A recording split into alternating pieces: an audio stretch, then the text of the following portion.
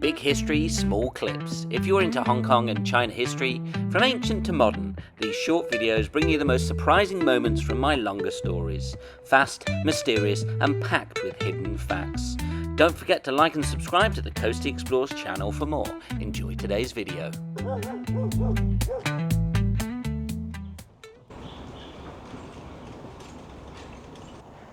So we're now in the heart of the village here, and this is a typical Hong Kong village. We've got all these village houses. Now back in time, back in the Qing Dynasty, pre-1898, you could build your own house in a village without really having to apply for too much permission. Then the British in 1898 leased this land, and all the land in the new territories became Crown land. Step forward to 1972, and then the new territories small house policy came in, which gave the male descendant of anyone here in the village pre-1898 the right to build their own plot of land. So this is why we see so many very different looking houses, most of them 3 floors high with a rooftop, and are very popular for both expats and local people here in Hong Kong, and normally a little bit cheaper than the normal houses in Hong Kong Island, shall we say.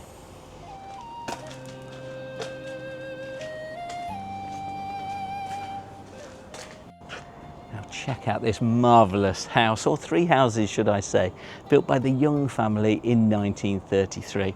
Normally when you see multiple houses, it's because the family, the dad will put the son in the other 2. Now this was built in 1933, we can tell that because each of the buildings has 1933 on it. He was a rich rice seller from Yuen Long, and he built this ancestral hall right next to it. This was used as a primary school in the 1950s and 60s, and you can still see some of the remnants of the old playground right here in front. Now when the Japanese invaded in 1941, they looted the house, the family moved out, and they didn't move back in until 2002. What I love about this, we've got the colonnaded entranceways to keep the rain and the sun off you in the summer months, and that's something that you see all over Hong Kong and southern China, particularly in Guangzhou, but is less so found here in Hong Kong today.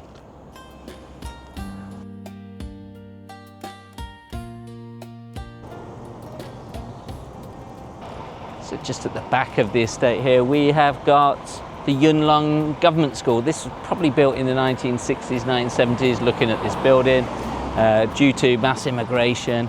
And behind me, we've got a fairly new estate. This is quite typical of what the estates here look like in Hong Kong. This is definitely in the last 10 to 15 years. But remnants of the old British times here is this old post box. And this is from Queen Elizabeth's time, so definitely after 1952, because it's got the ER2 signature on it. Lots of post boxes all around Hong Kong from the British era. Do check out my 3-part postbox challenge. I'll put the link in the description if you want to find out more about the postal service and the history of postboxes. They were painted green back in 1997 when it was transferred back to China, but keep your eye out for these green postboxes.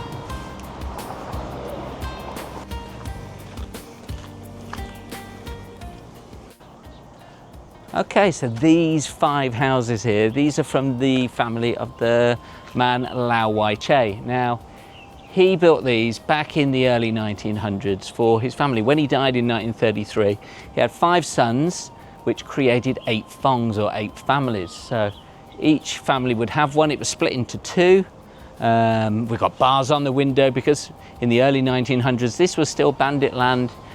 So you would have bars on the doors, bars on the windows. And at the very end, he built himself, being a rich businessman, he built himself another nice ancestral hall for you to worship and for you to meet as a family and have family gatherings and celebrations. Still here today, beautiful row of 5 houses here right behind the MTR.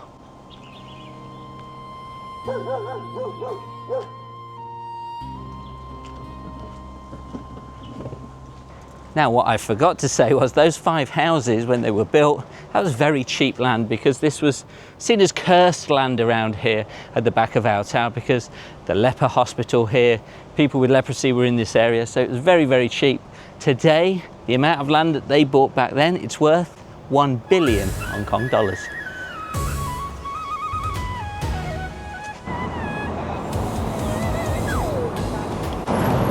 We've come across Pok Oi Hospital here. This was dreamed up in 1913 when a local thought that the local people here in Yuen Long needed some medical attention. So he put some money in, and in 1919, the first clinic here was built. We've got a lovely pilo here right next to it, to the old entranceway into the hospital. It gradually grew. In the 1940s, it was shut by the Japanese during World War II. And then after 1950, with mass immigration coming into Yuen Long, this is now built into a massive hospital that serves all of this Yuen Long area. And just behind the hospital, we have an old house that even my friend who lived in Yuen Long for many, many years doesn't even know about, and it's this one here, Pun Uk, an old house from a gentleman, a dedication to a gentleman from Meishan, which is just right in the northeast of Guangdong province. Beautiful old heritage house here. It would have had a half moon-shaped pool here in the front, and the forest behind where the hospital is now, that would have also been sort of a half moon-shaped forest as well, all for feng shui. We've got the bars on the windows that we can see, but this would have been a wonderful house built in the architecture of the region of northeast Guangdong back in the very early 1900s.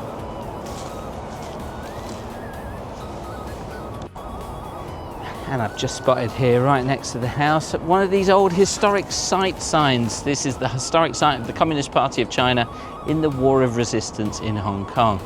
And it says, this is the Pan House and the former site of where Ye Ying carried out activities. So back in 1938, he visited this house and stayed here. He was the Chief of Staff of the 8th Route Army.